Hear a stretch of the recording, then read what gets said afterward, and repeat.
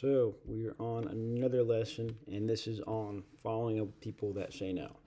So following up just means staying in contact after someone says no, usually in a respectful way that just keeps doors open. It's not about pushing the sale harder. It's about checking back later, adding value, and seeing whether their situation has changed. In sales, a no often means just not now, not ready, or not the right fit yet. So the follow-up process of keeping the relationship alive without pursuing them. So follow-up matters because this is where you are going to get a lot of your business from. Um, on average, this is a pretty national average. It takes 8.4 times for one person to say no before they give you their business. So make sure you're following up these people. Just, hey, how are you doing? How's business? That sort of thing is what people are going to care about a lot. Usually people say no because they don't see enough value. The timing is wrong or the price feels too high. They just don't trust the fit yet. So build that trust. Make it priority. A no can also come from fear, uncertainty, or not fully understanding the offer. So, in sales, that often means the person needs more clarity, more confidence, or a better reason to move forward. The important thing is that no usually isn't personal. It's often a signal that the offer, timing, or communication did not line up with what they needed in that moment. So, definitely follow up. So, follow up in the right way by keeping it respectful, useful, and low pressure. The goal is not to chase them, it is to stay in the conversation without sounding desperate.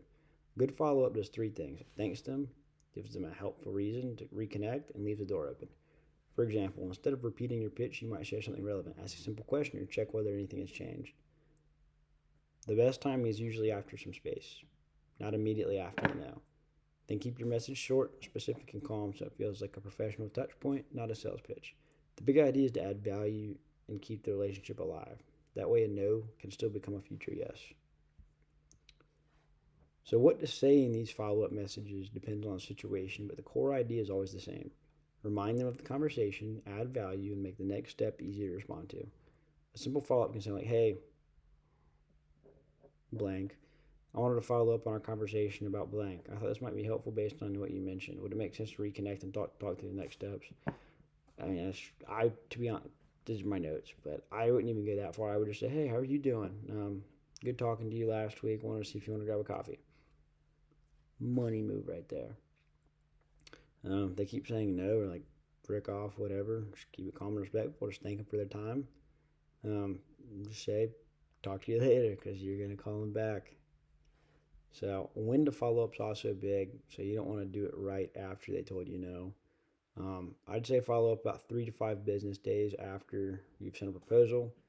And when they say no, I'd wait about 2 weeks before you follow up. But that's an SOPs we will go over later.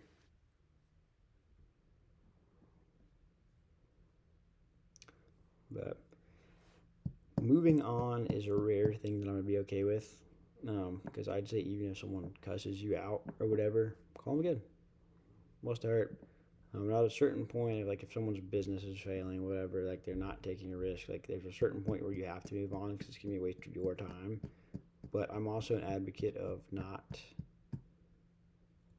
trying not to get, I mean, obviously not trying not to get in those situations, but um, just don't hear no. I mean, no just means not yet. Seriously. Every single time.